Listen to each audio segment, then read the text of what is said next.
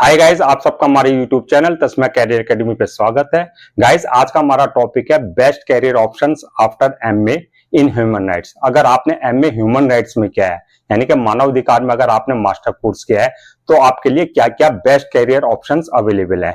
तो गाइस, हम आपको इसमें तीन चीजें कवर करेंगे। नंबर एक पे हम आपको बताएंगे मास्टर कोर्स करने के बाद आपका जो है फर्दर स्टडी के क्या क्या ऑप्शंस आपके पास अवेलेबल हैं, यानी कि अगर आप हायर स्टडीज करना चाहते हैं तो आपके पास क्या क्या ऑप्शंस अवेलेबल हैं। दूसरे पे हम आपको बताएंगे कि गवर्नमेंट जॉब्स के आपके पास क्या क्या ऑप्शंस अवेलेबल हैं।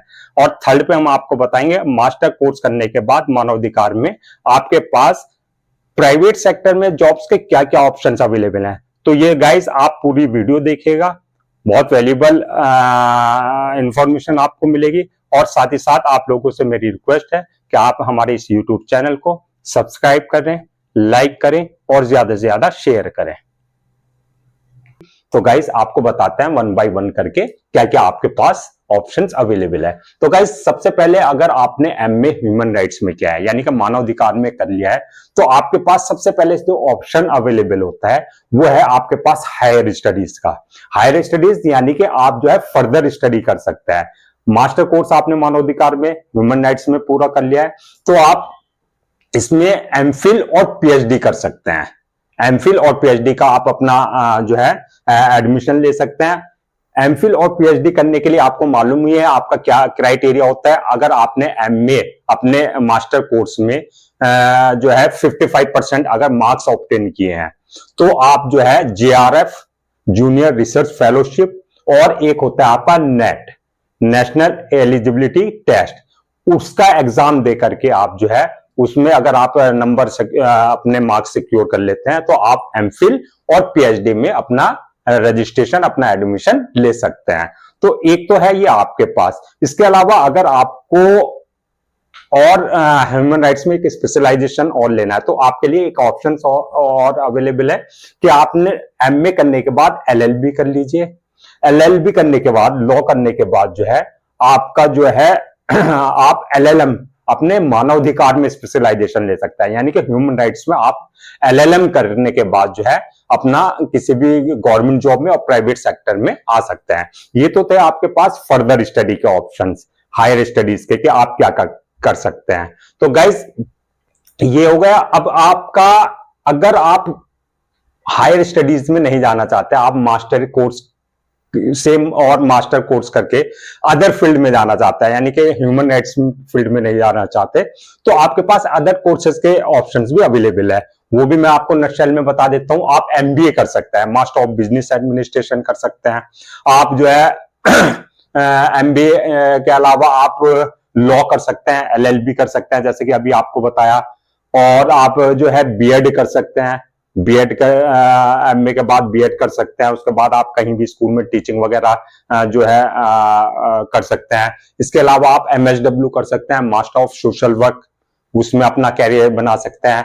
एचआरएम कोर्स कर सकते हैं, ह्यूमन रिसोर्सेज मैनेजमेंट। ये सब मास्टर कोर्स है, 2 ईयर्स के कोर्स है जो अदर प्रोफेशनल कोर्सेज हैं। इसके अलावा आप होटल मैनेजमेंट का कोर्स कर सकते हैं 2 ईयर्स का, उसमें आप हॉस्पिटलिटी अपने फील्ड में जो है अपना कैरियर बना सकते हैं। तो एक तो थे गाइज ये। इसके अलावा आप जर्नलिज्म एंड मास कम्युनिकेशन में अपना कैरियर बना सकते हैं, 2 ईयर्स प्रोग्राम कर सकते हैं इसमें जर्नलिज्म एंड मास कम्युनिकेशन में। तो ये आपके जो है स्टडीज के ऑप्शंस थे। अब गाइस, बात आती है नंबर 2 पे, जॉब्स इन गवर्नमेंट सेक्टर।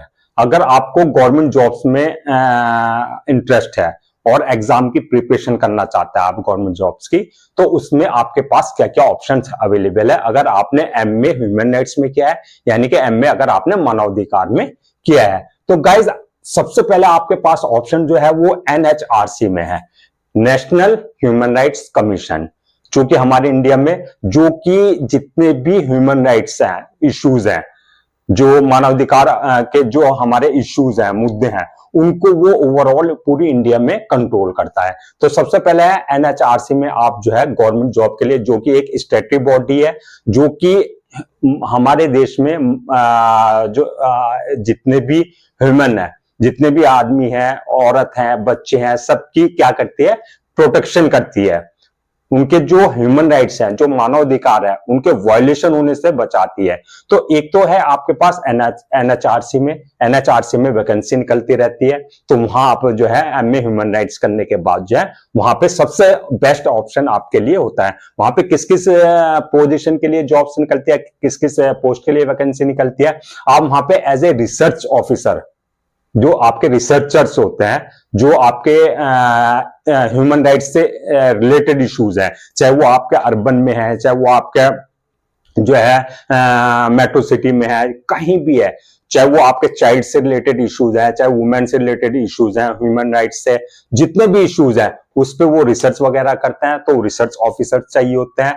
दूसरा आप इन्वेस्टिगेटर, यानी कि जो इन्वेस्टिगेशन करते हैं, जो अगर मान लो कोई केस हुआ है, तो सपोज कीजिए आपका पुलिस ने आपका जो है ह्यूमन राइट्स का वायलेशन किया, आपको जो है आपका कोई केस है या आपके ऊपर एफआईआर किया, वहां पर आपका ह्यूमन राइट्स का जो है वायलेशन हो रहा है, तो उसके इन्वेस्टिगेशन करने के लिए उस केस की इन्वेस्टिगेशन अपॉइंट किया जाता है। असिस्टेंट रजिस्ट्रार है, ह्यूमन राइट्स ऑफिसर्स हैं। तो गाइस ये सारी vacancies human rights, national human rights जो कमीशन है वो निकालता रहता है, तो आप इस पोस्ट के लिए अप्लाई कर सकते हैं एनएचआरसी में। अब आता है नंबर 2 पे स्टेट ह्यूमन राइट्स कमीशन। जो आपकी स्टेट्स है, ज्यादातर इंडिया में जितनी स्टेट्स हैं वहां पे अपनी अपनी स्टेट के जो ह्यूमन राइट्स कमीशन भी है। ये तो आपका एनएचआरसी हो गया पूरा overall national human rights commission, national level का, जिसका जो हेड ऑफिस है, जो मेन बिल्डिंग है इसका एनएचआरसी की, वो दिल्ली में ही स्थित है। अब स्टेट की क्या होता है, हर स्टेट का अपना अपना भी जो वहां के इश्यूज है, ह्यूमन राइट्स इश्यूज है, फंडामेंटल राइट्स है और आपका लीगल राइट्स है, उन सबको प्रोटेक्ट करने के लिए हर स्टेट का अपना एक स्टेट ह्यूमन राइट्स कमीशन भी होता है। वहां भी आप एज ए जो है रिसर्चर्स और इन्वेस्टिगेटिंग ऑफिसर और आपका असिस्टेंट डायरेक्टर वगैरह के लिए वहां पर अप्लाई कर सकते हैं। अब गाइज तीसरी आता है आपका पब्लिक प्रोसिक्यूटर। गाइज जैसे कि मैंने बताया आपको, जैसे पीपी होता है, पब्लिक प्रोसिक्यूटर होता है, वो क्या होता है, सरकारी वकील होता है। तो अगर आपने एमए ह्यूमन राइट्स में किया है तो सबसे आप बेटर ऑप्शन आपके लिए होता है, बेटर ऑप्शन है कि आप लॉ कर लें, एलएलबी करें। एलएलबी करने के बाद जो है आप एलएलएम करके ह्यूमन राइट्स में जो है स्पेशलाइजेशन लेकर के आप पीपी की प्रिपरेशन करें, यानी कि जो पब्लिक प्रोसिक्यूटर होता है, जो सरकारी वकील है, उसकी प्रिपरेशन करें और ह्यूमन राइट्स के गवर्नमेंट के बिहाफ पे जो आप केस लड़ सकते हैं, जो सरकारी वकील होते हैं, तो पीपी की प्रिपरेशन करके। इसके अलावा आप जो है लॉ कर लिया, आपने एलएलएम कर लिया, तो उसके अलावा जो है आपके पास जुडिशरी का भी ऑप्शन है, आप जुडिशरी की प्रिपरेशन कर सकते हैं, पीसीएच जिसे बोलते हैं, जो जज जिनसे जज बनते हैं, तो उसमें भी आपके पास ऑप्शन अवेलेबल है। अब गाइस अगला आता है गवर्नमेंट मिनिस्ट्रीज एंड डिपार्टमेंट।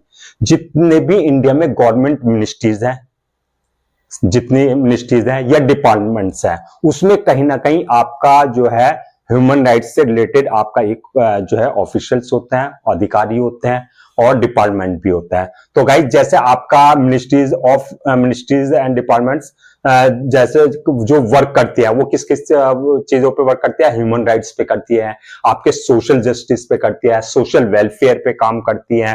तो ये डिपार्टमेंट्स और मिनिस्ट्रीज क्या होते हैं, इन इश्यूज पे वर्क करती है। जैसे कौन कौन सी मिनिस्ट्रीज है, जैसे ministry of social justice and empowerment है, ये मिनिस्ट्री है। Ministry of women and child development है, जो कि वुमेन और चाइल्ड डेवलपमेंट के लिए, प्रोग्रेस के लिए, उनके जो इश्यूज है, जो राइट्स हैं, फंडामेंटल राइट्स है, उनको प्रोटेक्ट करने के लिए वो जो है उसमें जो है आपके डिपार्टमेंट्स होता है मिनिस्ट्री में।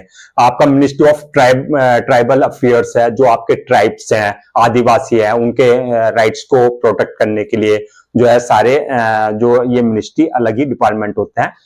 तो मिनिस्ट्री ऑफ माइनॉरिटी अफेयर्स है, जो माइनॉरिटी कम्युनिटी है, जो वो है हमारे देश में माइनॉरिटी जो पॉपुलेशन है, उनके राइट्स को, उनके फंडामेंटल राइट्स को, उनके इश्यूज को प्रोटेक्ट करने के लिए, स्पेशली जो ह्यूमन राइट्स है, मानवाधिकार है, उनको प्रोटेक्ट करने के लिए, उनको वायलेशन होने से बचाने के लिए जो है ये सारी मिनिस्ट्रीज बनाई जाती है। और इन मिनिस्ट्रीज में जो है ये आपके जो है डिपार्टमेंट होता है, और वहां पर जो है आपको जैसे पॉलिसी एनालिसिस पोजीशन से निकालते हैं, वैकेंसी निकालते हैं, ये मिनिस्ट्रीज जो है आपकी रिसर्चर्स निकालते हैं, आपका प्रोग्राम इम्प्लीमेंटेशन के लिए आप जो है वैकेंसी निकलती है। तो जितनी मिनिस्ट्रीज हैं, गवर्नमेंट मिनिस्ट्रीज हैं या डिपार्टमेंट्स हैं, इनमें अलग अलग डिपार्टमेंट्स होते हैं जो हमने बताए आपके। तो उसके अंदर जो किसी तरह का कोई ह्यूमन राइट्स, मानवाधिकार उल्लंघन ना हो, वायलेशन ना हो, तो उनको प्रोटेक्ट करने के लिए जो है आपके वैकेंसीज निकलती है। आपके रिसर्चर्स जिनका काम रिसर्च करना होता है, इन्वेस्टिगेटर जो इनका काम इन्वेस्टिगेशन छानबीन करना होता है इश्यूज को, जो फंडामेंटल राइट्स है या ह्यूमन राइट्स है, मानवाधिकार है, उनको पूरा इन्वेस्टिगेशन करना होता है। और साथ ही साथ में जो एनालिस करना होता है, एनालिस्ट होते हैं जो सारे इश्यूज को एनालाइज करते हैं कि मतलब एक तरीके से उनका पूरा देखते हैं कि क्या राइट है, कहाँ वायलेशन हो रहा है, कहाँ नहीं है। तो ये सारे इश्यूज रिजॉल्व करने के लिए जो है आपके ये सारी वैकेंसी निकलती है। तो गाइज अब आपका national and state level research institute. Guys India में बहुत सारे ऐसे नेशनल और स्टेट लेवल पे भी रिसर्च इंस्टीट्यूट्स हैं जो कि मानवाधिकार पे इन मुद्दों पर वर्क करती है। उनके कहां पर वायलेशन हो रहा है, कहां पर नहीं हो रहा है, क्या लोगों के फंडामेंटल राइट्स है, चाइल्ड जो बच्चे हैं उनके क्या राइट्स हैं, वुमेन जो है उनके क्या राइट्स है। तो उन सारी चीजों को करने के लिए तो कोई जो कुछ इंस्टीट्यूट्स हैं जो रिसर्च कर पे लगे रहता है। जैसे कुछ इंस्टीट्यूट्स है, जैसे Indian council of social science research, इनका काम होता है मुद्दों को रिसर्च करना, नई नई चीजें आपको जो है निकालना, इश्यूज को हाईलाइट करना। दूसरा आपका national institute of human rights है, state institute of human rights है। इसमें भी आपके human rights researchers, policy analysis and advocacy, इस टाइप की वैकेंसी निकलती रहती है, जिनका काम इन्वेस्टिगेशन करना, एनालिसिस करना चीजों को, इश्यूज को, ये सारी वैकेंसीज इनमें भी निकलते रहते हैं। अब गाइज अगला आता है पब्लिक पॉलिसी रिसर्च ऑर्गेनाइजेशन। कुछ जो गवर्नमेंट है, चाहे वो सेंट्रल गवर्नमेंट है चाहे वो स्टेट गवर्नमेंट है, तो वो क्या करती है, अब जो पब्लिक के लिए पॉलिसीज बनाती है, जो पॉलिसीज बनाती है उनको क्या, उनके लिए क्या आपका रिसर्च की जाती है, एक आपका डाटा कलेक्ट किया जाता है, बहुत सारी चीजें होती हैं जो ये सारे काम करते हैं। तो इनका काम है, जैसे आपका नीति आयोग है, वो एक आपका जो है गवर्नमेंट ऑर्गेनाइजेशन है। आपका सेंटर फॉर पॉलिसी रिसर्च है, national institute of public finance and policy है। तो इनमें भी आपने देखा होगा, ये जितने भी रिसर्च इंस्टीट्यूट्स हैं गवर्नमेंट्स के, उसमें क्या होता है, आपके रिसर्चर्स जो रिसर्च करने वाले बंदे होते हैं उनकी वैकेंसी निकलती रहती है। तो ये सारे इन पोजीशन के लिए इनकी जब वैकेंसी निकलती है आप अप्लाई कर सकते हैं। अब गाइज आता है नेक्स्ट, इन्वेस्टिगेशन एजेंसीज। जो हमारे देश में इन्वेस्टिगेशन एजेंसीज है, जैसे आपका सीबीआई हुआ, सेंट्रल ब्यूरो ऑफ इन्वेस्टिगेशन है, सीआईडी हुआ, आपका आईबी हुआ, इंटेलिजेंस ब्यूरो जो है, इन सारे इन्वेस्टिगेशन एजेंसीज में भी क्या होता है कि कहीं किसी का राइट्स का वायलेशन तो नहीं हो रहा है, किसी के साथ ह्यूमन राइट्स वायलेशन तो नहीं हो रहा है। तो ये सारी चीजें करने के लिए गवर्नमेंट डिपार्टमेंट में भी वैकेंसी निकलती रहती है, जो कि इन्वेस्टिगेटर की, रिसर्च एसोसिएट्स की, रिसर्चर्स की, डायरेक्टर्स की, इन सब में वैकेंसी निकलती है। तो आप यहां भी अपना अप्लाई कर सकते हैं अगर आपने मास्टर कोर्स जो है मानवाधिकार या ह्यूमन राइट्स में, यानी कि ह्यूमन राइट्स में किया है। तो state level government departments, guys जैसे आपका सेंट्रल लेवल पे मिनिस्ट्रीज होती है, ऐसे ही हर स्टेट की गवर्नमेंट की भी मिनिस्ट्रीज होती है। जैसे वुमेन एंड चाइल्ड डेवलपमेंट की है, लेबर है, एजुकेशन डिपार्टमेंट है, लेबर के लिए कि लेबर अगर जैसे मजदूर है या फैक्ट्री है वहां पर किसी तरह का कोई वर्कर्स के साथ वायलेशन तो नहीं हो रहा है, उनके जो फंडामेंटल राइट्स है उनका उल्लंघन तो नहीं हो रहा है। तो ये सारी चीजें देखने के लिए, ये सारे इश्यूज को ऑब्जर्व करने के लिए जो है स्टेट गवर्नमेंट भी जो है अपने अपने डिपार्टमेंट्स में रिसर्चर्स की, इन्वेस्टिगेटर की, रिसर्च एसोसिएट्स की पॉलिसी जो बनाती है उनके लिए, उनकी जो है या लॉ बनाती है उनका जो है आपका एनालिसिस करने के लिए जो है वैकेंसी निकालते रहते हैं। तो गाइज ये था आपका स्टेट लेवल का और सेंट्रल लेवल के जो गवर्नमेंट्स डिपार्टमेंट्स हैं, गवर्नमेंट्स ऑर्गेनाइजेशंस हैं, गवर्नमेंट इंस्टीट्यूशंस हैं, उनमें जो अलग अलग मिनिस्ट्री है, अलग अलग डिपार्टमेंट्स है, उनमें जो ह्यूमन राइट से रिलेटेड, मानव अधिकार से रिलेटेड जो आपके वैकेंसी निकलती है, चाहे वो आपके ह्यूमन राइट्स आपका रिसर्चर्स के लिए है या इन्वेस्टिगेशन की है, इन्वेस्टिगेटर जो इन्वेस्टिगेशन करते हैं इश्यूज को, जो राइट्स हैं उनको इन्वेस्टिगेशन करने के लिए, चाहे आपका एसोसिएट रिसर्चर्स है या उस ऑर्गेनाइजेशन से जो आपकी ह्यूमन राइट्स ऑर्गेनाइजेशन है गवर्नमेंट की, तो उनके लिए चाहे डायरेक्टर, असिस्टेंट डायरेक्टर वगैरह, इन सबकी जो है, या पॉलिसी जो बनाते हैं मिनिस्ट्री जो पॉलिसी बनाती है उनको एनालाइज करने के लिए, उनको इंप्लीमेंट कराने के लिए, तो सबकी इनमें वैकेंसी निकलती रहती है गाइस। इसके अलावा जो है, अगर आप यहाँ इन डिपार्टमेंट्स में जॉब नहीं ले पाते या नहीं करना चाहते, आप चाहते हैं कि मुझे अलग अदर डिपार्टमेंट्स में जाना या अदर कोई और फील्ड में जाना, तो गाइस आप क्या कर सकते हैं, अदर एग्जाम्स भी आपके लिए अवेलेबल हैं, जो गवर्नमेंट एग्जाम्स है, जिसमें आप अधिकारी ए लेवल ग्रेड जॉब भी मिल सकती है, बी ग्रेड डिपार्टमेंट में भी बी ग्रेड ऑफिसर जो होता है उसमें वैकेंसी आपको निकलती रहती है। जैसे आपका यूपीएससी है, यूनियन पब्लिक सर्विस कमीशन, आप जो है आईएएस की प्रिपरेशन कर सकते हैं, सिविल सर्विसेज की प्रिपरेशन, वहां आपको आईएएस, आईपीएस, आईएफएस और आईआरएस कई सारे पोस्ट हैं, वहां पर आप अगर रैंकिंग आपकी अच्छी है तो आपको ये पोजीशंस मिल जाएगी। आपका यूपीएससी जैसा है, ये सेंट्रल लेवल का है, नेशनल लेवल का, ऐसे ही आपका हर स्टेट का अपना पब्लिक कमीशन होता है, जहां जिससे आपके डीएम, एसडीएम, कलेक्टर और आपका डीएसपी, तो ये सारी वैकेंसीज निकलती रहती है। आप अपने स्टेट लेवल पे, आपके पास मास्टर कोर्स है, तो आप इन गवर्नमेंट एग्जाम की प्रिपरेशन कर सकते हैं।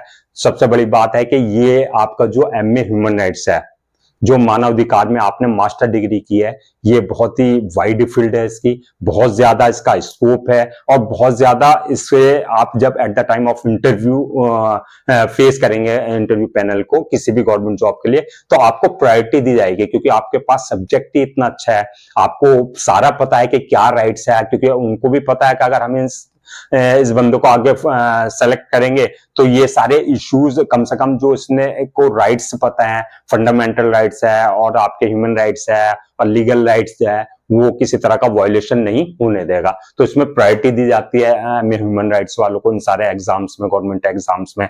इसके अलावा आपका एसएससी है, एसएससी की प्रिपरेशन कर सकता है, एसएससी सीजीएल है, आपका कंबाइंड लेवल ग्रेजुएट लेवल का एग्जाम जो है, उसमें एसओ है, असिस्टेंट सेक्शन ऑफिसर है। एसएससी के थ्रू आप जो एसआई की पोस्ट निकलती है, सब इंस्पेक्टर की, दरोगा की, उसकी प्रिपरेशन कर सकता है। पैरामिलिट्री की निकलती है, असिस्टेंट कमांडेंट की निकलती है। पैरामिलिट्री में जैसा आपका सीआरपीएफ हुआ, सीआईएसएफ हुआ, आईटीबीपी हुआ, बीएसएफ हुआ, उसमें जो है आपकी सब इंस्पेक्टर की पोस्ट वगैरह निकलती रहती है, उस गवर्नमेंट एग्जाम की आप प्रिपरेशन कर सकते हैं। इसके अलावा रेलवे, आप रेलवे की प्रिपरेशन कर सकते हैं, उसमें कई सारे डिपार्टमेंट में जो है मास्टर कोर्स मांगते हैं आपका, तो उसके गवर्नमेंट एग्जाम की प्रिपरेशन कर सकते हैं। इसके अलावा बैंकिंग है, जो गवर्नमेंट बैंक है, एसबीआई हुआ, इंडियन बैंक हुआ, आपका सेंट्रल बैंक हुआ, उसमें आप प्रोबेशनरी ऑफिसर्स हैं की वैकेंसी निकलती रहती है, उसके लिए आप प्रिपरेशन कर सकते हैं। इसके अलावा आपका एलबीयू की निकलती है, लोकल बैंक ऑफिसर, उसकी प्रिपरेशन कर सकते हैं। जैसा अभी इंडियन बैंक की जो है आपका एलबीयू 300 वैकेंसी निकली हुई है, आपको हमने वीडियो में बताया उसका पूरा क्राइटेरिया, आप जाकर के वो वीडियो देख लेना, उसमें पूरा बताया हमने कि इंडियन बैंक में जो 300 वैकेंसी निकली है उसके लिए क्या क्राइटेरिया, कितनी एजुकेशनल क्वालिफिकेशन, सारी चीज डिटेल हमने उसमें दी है। इसके अलावा जो है आपका एएसओ, असिस्टेंट सेक्शन ऑफिसर्स है बैंक में, उसके लिए आप गवर्नमेंट की प्रिपरेशन कर सकते हो। तो गाइज ये था हमारा पूरा टोटल लगा करके गवर्नमेंट एग्जाम्स का और गवर्नमेंट वैकेंसीज का, कहां कहां आप, अगर आपने मास्टर कोर्स किया है तो कौन कौन सी डिपार्टमेंट में और किस किस पोजीशन के लिए आप जो है अप्लाई कर सकते हैं। और इसके अलावा हायर स्टडीज का भी हमने बता दिया आपके पास क्या क्या ऑप्शन अवेलेबल है। अब बात करते हैं प्राइवेट सेक्टर में, गवर्नमेंट के अलावा अब जो आता है आपका प्राइवेट सेक्टर। अगर आपने मास्टरी कोर्स, अपना मास्टर कोर्स जो है मानवाधिकार में यानी कि ह्यूमन राइट्स में किया है, तो आपके लिए प्राइवेट सेक्टर में क्या क्या ऑप्शंस अवेलेबल है, बेस्ट कैरियर ऑप्शन जो है आपके, वो हम आपको बता रहे हैं। तो नंबर 1 पे आता है गाइस, आप जो नेशनल एनजीओज है हमारी, आपने देखा होगा हमारी जो रेप्यूटेड, जो एक अच्छी, जिनका नाम, जो कि पॉपुलर एनजीओज है, वो हमारे जो नॉन गवर्नमेंट ऑर्गेनाइजेशन होती है उसमें आप जो है बहुत सारी एनजीओ देखेंगे जो सिर्फ स्पेशली आपका ह्यूमन राइट्स पे ही काम कर रही है, मानवाधिकार पे ही काम कर रही है। तो उस एनजीओ से जुड़ करके आप वहां भी वैकेंसी निकलती रहती है, वो एनजीओ से वैकेंसी निकालती है और अच्छा खासा पैकेज भी देती है। तो वहां पर आप अप्लाई कर सकते हैं उन एनजीओ में जो हमारी डोमेस्टिक यानी कि नेशनल लेवल के एनजीओ है। जैसे आपका ह्यूमन राइट्स ये है आपका जो कि जेंडर इक्वलिटी पे काम करती है, वुमेन राइट्स पे काम करती है, कुछ चाइल्ड पे काम करती है, चाइल्ड राइट्स पे, माइनॉरिटी राइट्स पे काम करती है। तो ये सारी एनजीओज भी जो है इन इश्यूज पे काम करती है। तो इसमें भी आप जैसे ह्यूमन राइट्स के अगर आपने लॉ किया, मास्टर कोर्स किया आपने मानवाधिकार में, ह्यूमन राइट्स में, और आपने लॉ भी किया है, तो आप ह्यूमन राइट्स एडवोकेट भी बन सकते हैं, उनकी एनजीओ के लिए काम कर सकते हैं, उनकी एनजीओ के लिए कोर्ट में केस लड़ सकते हैं। इसके अलावा जो है आप कम्युनिटी ऑर्गेनाइजर्स बन सकते हैं और जो एनजीओ के जो आपके रिसर्च वर्क होता है उनका भी काम होता है कि वो रिसर्च करते हैं अलग अलग इश्यूज पे, अलग अलग मुद्दों पे, अलग अलग कम्युनिटी पे। तो उन पे भी आप एज ए रिसर्चर वहां पर जॉब के लिए अप्लाई कर सकते हैं। इसके अलावा आता है गाइस इंटरनेशनल ऑर्गेनाइजेशन। ये तो थी हमारी नेशनल एनजीओ। अब होता है आपका इंटरनेशनल ऑर्गेनाइजेशन। इंटरनेशनल ऑर्गेनाइजेशन जैसे आपका यूनिसेफ हुआ, आपका ये इंटरनेशनल यूनिसेफ हुआ, आपका यूनाइटेड नेशन चिल्ड्रंस फंड, आपका यूनाइटेड नेशंस है, यूएन है। तो वहां पे आप एक तरीके से वहां पे जो इंटरनेशनल ऑर्गेनाइजेशन ये भी बहुत पॉपुलर होती है जो कि इंटरनेशनल लेवल पे ह्यूमन राइट्स वायलेशन पे काम करती है, यानी कि जहां पर पूरी वर्ल्ड वाइड आपका जो है वायलेशन हो रहा है कहीं पर किसी ह्यूमन का, तो उन इश्यूज को वो उठाती है। उन इश्यूज को जो अगर उनके राइट्स का वायलेशन हो रहा है तो उसे प्रोटेक्ट करती है। तो आप इंटरनेशनल एनजीओज में भी अगर आपका लग जाता है, आपका वहां पे किसी तरह सिलेक्शन हो जाता है, वहां पर जो आपका जॉब लग जाता है, तो आपका इस नाम भी काफी है और साथ में पे स्केल का तो आपको पता ही है, इंटरनेशनल एनजीओ है तो किस लेवल का आपका आप एक्सपेक्ट भी नहीं कर सकते, इतना पैसा आपको वहां पर मिल जाता है। इसके अलावा गाइज आता है थर्ड पे ह्यूमन राइट्स एजुकेशन या ट्रेनिंग स्पेशलिस्ट। तो गाइज अगर आपने मास्टरी कोर्स मानवाधिकार में किया है, ह्यूमन राइट्स में किया है और आपको अच्छा खासा नॉलेज है, तो आप क्या कर सकते हैं, किसी भी एजुकेशन उसमें जो ये इंस्टीट्यूट्स हैं या एनजीओज हैं या आपका इंटरनेशनल एनजीओज है या कोई आपका एमएनसी है या फिर कोई गवर्नमेंट डिपार्टमेंट है, उनके लिए आप क्या कर सकते हैं, कंसल्टेंसी कर सकते हैं, वहां पे ट्रेनिंग प्रोवाइड कर सकते हैं। आप उनको बता सकते हैं आपके क्या राइट्स है, कहाँ आपका राइट्स का वायलेशन होगा, अगर फंडामेंटल राइट्स का आपका वायलेशन हो रहा है तो आपको कैसे उसे रिजॉल्व करना है, कहाँ क्या आपके पास रेमेडी है। ये सारी चीजें जो है एक जो है जो ह्यूमन राइट्स की जिसको नॉलेज होगी, जो आप जो है वहां उनको जाकर के ट्रेनिंग दे सकते हैं, उसका अच्छा खासा आपको पेमेंट मिलेगा। तो उसमें भी आप अपना कैरियर बना सकते हैं, ट्रेनिंग दे सकते हैं, आप किसी इंस्टीट्यूट में जाकर के ट्रेनिंग दे सकते हैं, किसी कॉलेज में जाकर ट्रेनिंग दे सकते हैं, किसी एनजीओ में जाकर के ट्रेनिंग दे सकते हैं, या फिर कहीं पे भी आप जो आपको बुलाते हैं कॉल पे कि आप हमारे ये हमारे इंस्टीट्यूट में या हमारे कॉलेज में या हमारे ऑर्गेनाइजेशन में, और हाँ आप हमारे जो एम्प्लॉय हैं या जो बंदे हैं उनको आकर के आप जो फंडामेंटल राइट्स है उनके बारे में बताइए और कहाँ कहाँ उनका वायलेशन हो सकता है। ये सारी चीजें जो है उसके लिए ट्रेनिंग के लिए बुला लेते हैं और आपका इसमें आप कैरियर बना सकते हैं। इसके बाद है human rights legal advisor. Guys जैसे कि आपको बताया हमने, अगर आपने अपना एमए ह्यूमन राइट्स के बाद जो है लॉ भी कर लिया है, तो लॉ करने के बाद आप किसी भी एनजीओ में, किसी भी डिपार्टमेंट में जा करके as a human rights advocate भी बन सकता है या ह्यूमन राइट्स एडवाइजर बन सकते हैं। अब है गाइस ये जर्नलिस्ट। गाइस बहुत से जर्नलिस्ट है जो सिर्फ ह्यूमन राइट्स की जो है रिपोर्टिंग करते हैं, जहां पर मानवाधिकार के उल्लंघन हो रहा है, जहां पे ह्यूमन राइट्स वायलेशन हो रहा है। तो वो जर्नलिस्ट क्या होता है, इश्यूज जो रेज होते हैं, इश्यूज रेज करता है कि यहाँ पर फंडामेंटल राइट्स इनका वायलेशन हो रहा है, तो वो भी आप एक जर्नलिस्ट के रूप में अपना जो है सर्विस दे सकते हैं। तो उनका काम ही होता है कि जहां पर मानवाधिकार का उल्लंघन हो रहा है, ह्यूमन राइट्स वायलेशन हो रहा है, वहां रिपोर्टिंग करना, सो दैट आपका गवर्नमेंट तक और जो गवर्नमेंट ऑफिशियल्स है वहां तक उनको इन्फॉर्म हो सके और वो सारे इश्यूज जो है रेस करते हैं। तो यहाँ भी आप अपना जो है कैरियर बना सकते हैं। उनका काम ही है रिपोर्टिंग करना, इश्यूज जो है आपका रेस करना ह्यूमन राइट्स से रिलेटेड। तो गाइस ये था आपका जो है एमए ह्यूमन राइट्स करने के बाद कौन कौन से बेस्ट कैरियर ऑप्शन थे आपके पास। हमने तीनों आपको कवर कर लिए। जो मेन डिपार्टमेंट थे, मेन जॉब्स थी, वो सारी हमने आपको बता दी, सारे कोर्सेज बता दिए। आपको जो है हायर स्टडीज के क्या ऑप्शन थे वो भी हमने आपको बता दिया। आपको हायर स्टडीज में नहीं जाना, अदर प्रोफेशनल कोर्सेज में करने हैं, वो भी हमने आपको बता दिए। अगर आपको गवर्नमेंट जॉब करनी है वो भी हमने आपको कवर कर दिया पूरा, किस किस डिपार्टमेंट में, किस किस मिनिस्ट्री में आप अप्लाई कर सकते हैं, किस किस पोजीशन के लिए। प्राइवेट सेक्टर का भी हमने आपको पूरा डिटेल में बता दिया कि किस किस प्राइवेट सेक्टर में आप कैसे अपना जॉब कर सकते हैं। इसके अलावा गाइज आपको हम एक नटशेल में बता देते हैं इसी वीडियो में कि अगर आपके जो राइट्स हैं, ह्यूमन राइट्स हैं, वैसे तो जो मास्टर कोर्स किए हुए हैं एमए ह्यूमन राइट्स में किए हुए हैं उनको सारे पता ही होगा कि क्या राइट्स हैं, कहाँ वायलेशन होता है, क्या क्या इश्यूज होते हैं। फिर भी हम एक वीडियो एक आपको नटशेल में यहाँ बता देते हैं।